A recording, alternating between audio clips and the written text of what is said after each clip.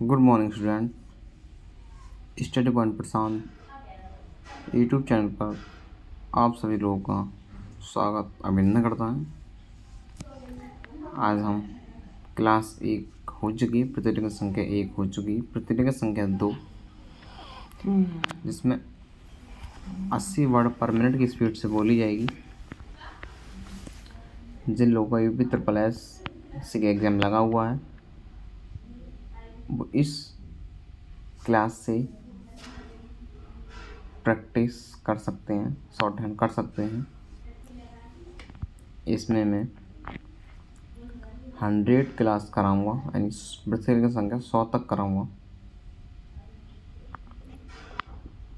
मैं बोलने जा रहा हूँ 5 सेकंड में।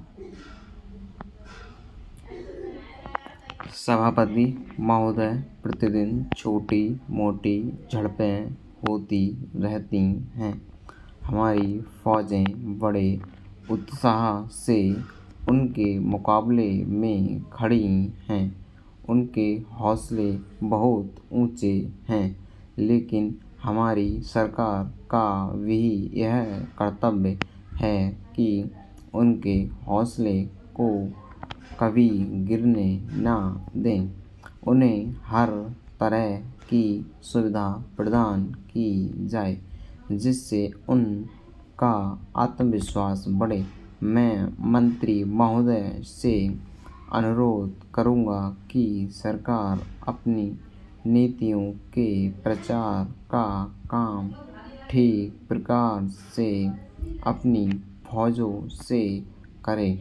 उनको अच्छे अच्छे हथियार दे। अनुसूचित जातियों और आदिवासी जातियों के आयुक्त ने जो अपना प्रतिवेदन प्रस्तुत किया है, उस प्रतिवेदन को देखने से यह प्रतीत होता है कि इसको तैयार करने में उन्होंने बहुत परिश्रम से कार्य किया है। इसके लिए मैं उनको और उनके सहयोगियों को धन्यवाद देता हूँ, परंतु साथ ही साथ इस प्रतिवेदन के संबंध में कुछ आवश्यक निवेदन भी करना चाहता हूँ। पहली बात तो यह है कि इस प्रतिवेदन को देखने से ऐसा प्रतीत होता है कि इन कार्यों के लिए जिस धन का उपयोग होता है वह 3 साधनों से उपलब्ध होता है: केंद्र सरकार द्वारा, राज्य सरकारों द्वारा और कुछ गैर सरकारी संस्थाओं द्वारा। प्रतिवेदन के अनुसार जितना धन इन कार्यों पर व्यय करने के लिए दिया जाता है, उतना धन पूरी तरह से व्यय नहीं हो पाता।